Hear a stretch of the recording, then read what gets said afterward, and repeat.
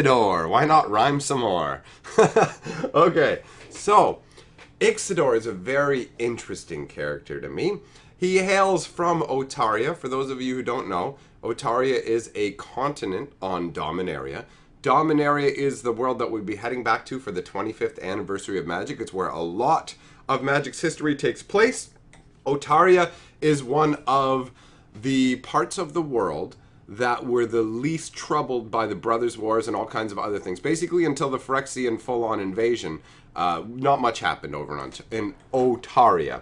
So that is where Ixidor was born, and he was a well-known pit champion. He was a very powerful illusionist, and he fought in the pits of the Cabal. Now, the Cabal were basically a black-aligned group of clerics and wizards that worshipped money, all right? And they actually worshipped a god called Kuber, who they thought was a god, but was actually just an incredibly powerful wizard. There was 5 Numina, all these different wizards, one for each color, who were basically worshipped as gods. They gained their powers by slaying the primeval dragons. Or were they? Yeah, I believe they were the primeval dragons. They might have been of a different kind of... Daragaz, Croesus, those dragons, they were slain by the Numina. Each of those 5 people became the embodiment and god for different groups, essentially. But the green and white ones ended up being killed by the other Numina. So there were only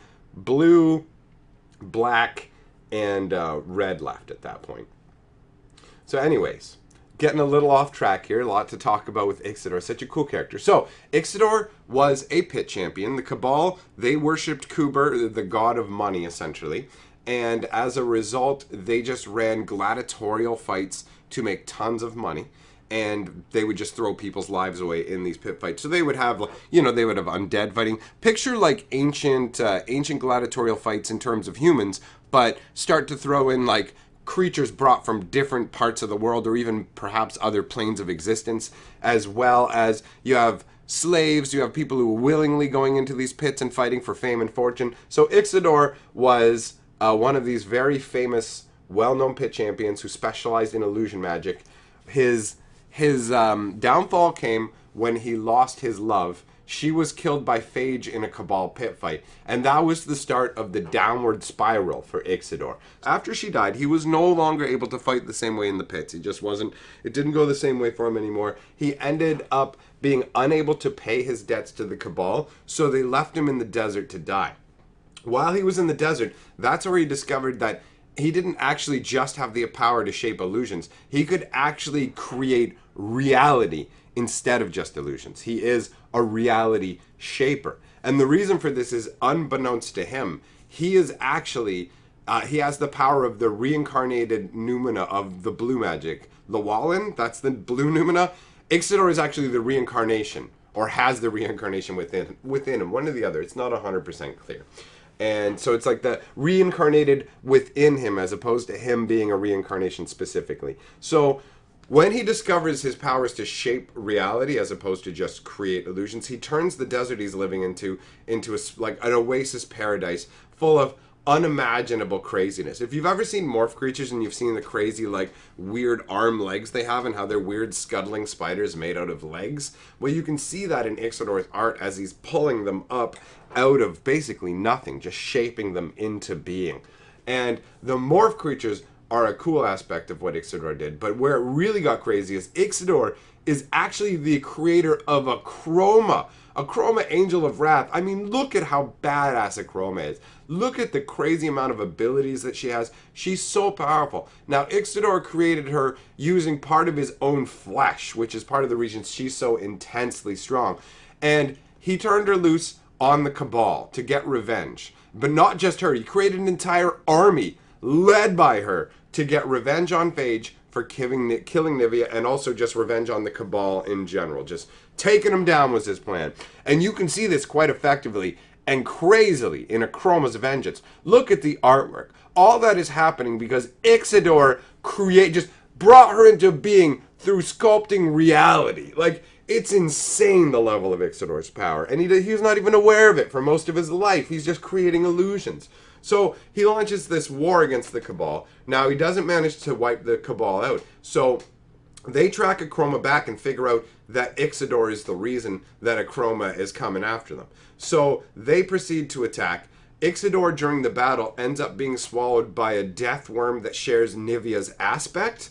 That death worm has part of Nivea's essence inside of it. And so Ixidor is consumed by that. Later on in the storyline, Ixidor ends up being found by Achroma. She finds the worm, finds him inside it. Now, the journey actually ends up like smashing Achroma up quite a bit. She ends up quite hurt as a result. So she finds him, and he is living inside the worm. It's almost like that biblical story of the dude living inside the whale. Well, Ixidor is living inside this death worm with an image of Nivea. He's living with the image of his dead wife. Honestly, I have to say, these characters like Felden, Ixidor, the ones that are driven by the whole loss of the woman that they loved, those stories really speak to me in particular. I feel like I would be one of these madness-driven, crazy characters. So these resonate with me.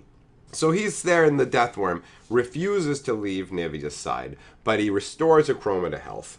Much later on in the whole story, basically, Ixidor is just kind of forgotten about. He's in that death worm. He doesn't end up coming back until Kamal later on, much later on, after fighting Corona, who is a crazy god that we will talk about another time. Anyways, Kamal found this death worm and killed it, and this ended up with Ixidor no longer being able to stay with Nivea's image, and so he was basically freed, and then Kamal basically recruited Ixidor, but Ixidor ended up in the final, when they actually finally confronted Corona, and Corona was Phage and Achroma coming together. Really interesting story. We'll talk about that as well another time. But anyways, Corona is obviously partially Ixidor's responsibility because he did create Achroma.